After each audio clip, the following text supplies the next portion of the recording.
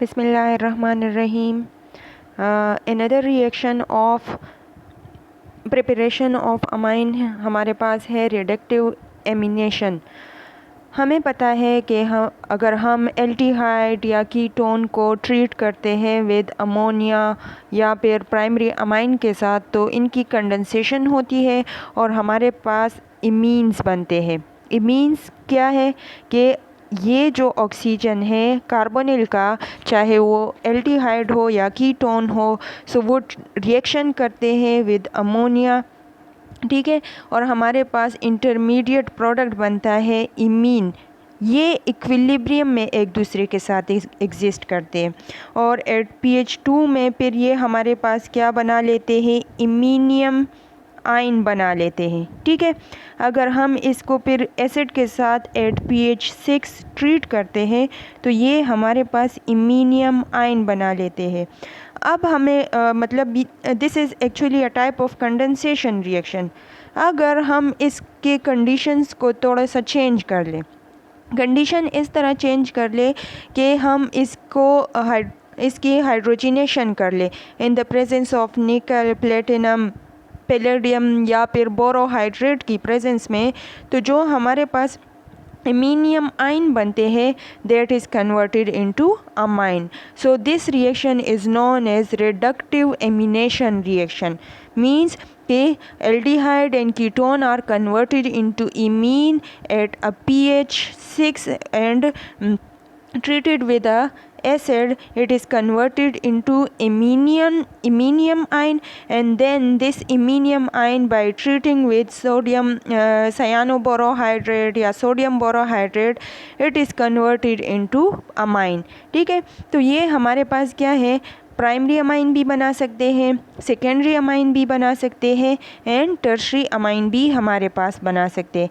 अगर हम एल्डिहाइड को अमोनिया के साथ ट्रीट करते हैं so we will get imine, and the imine on treating with hydrogen या sodium cyanoborohydrate, it is converted into primary amine.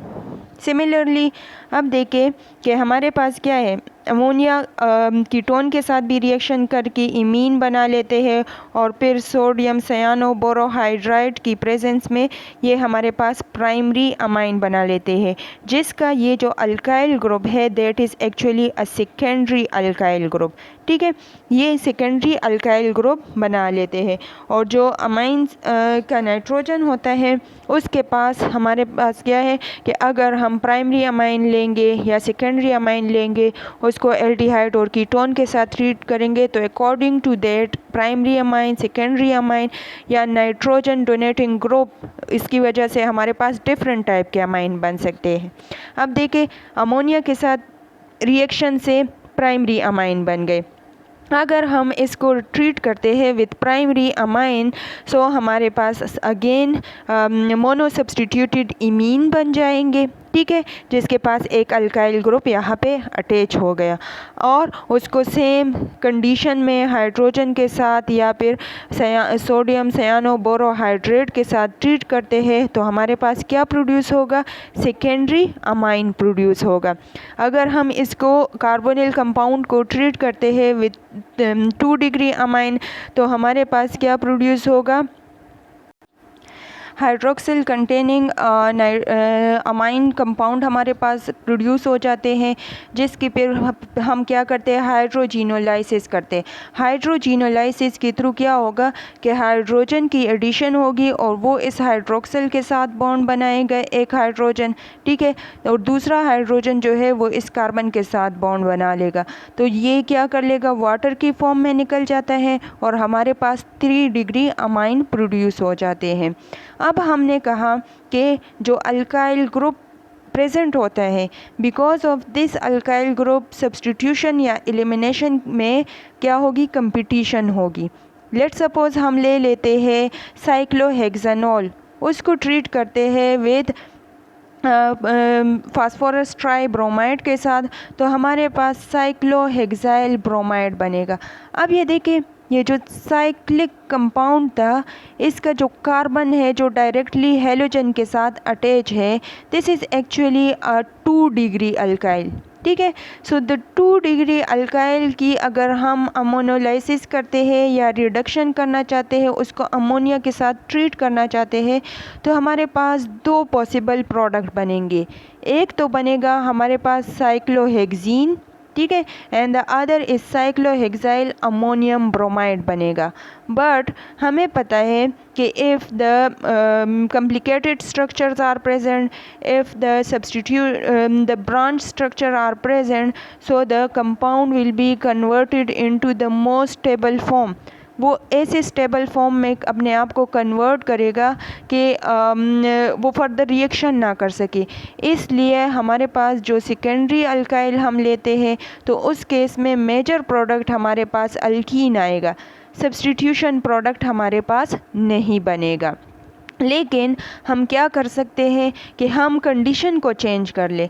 Late suppose अगर हम ले लेते हैं साइक्लोहेक्सानोल को, उसकी ऑक्सीडेशन कर लेते हैं in the presence of potassium dichromate and sulphuric acid, water molecule इसमें से निकल जाएगा, ठीक है, और हमारे पास हेक्सानोन बन जाएगा, साइक्लोहेक्सानोन।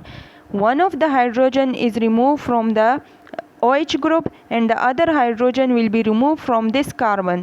सो यहाँ पे डिफिशेंसी क्रिएट हो जाती है। इस डिफिशेंसी को स्टेबलाइज करने के लिए जो ऑक्सीजन के पास लोन पेयर ऑफ इलेक्ट्रॉन होते हैं वो शिफ्ट हो जाते हैं यहाँ पे, तो ये हमारे पास साइक्लोहेक्सानोन में कन्वर्ट हो जाएगा।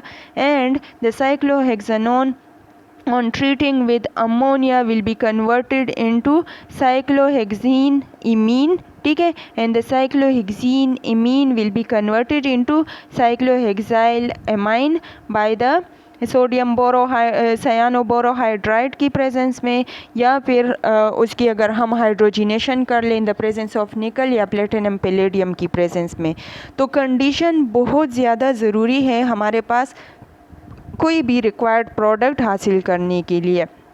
सिमिलरली हम क्या कर लेते हैं कि अगर 2 डिग्री अमाइन लेते हैं, 2 degree amine, let suppose nitrogen containing compound like, जिसे इसको हम कहते हैं पिपेरिडीन, इसको हम ट्रीट करते हैं with formaldehyde and the formic acid is acting as a reducing agent at 100 degree centigrade, so it will produce N methyl piperidine, means कि it will produce tertiary amine.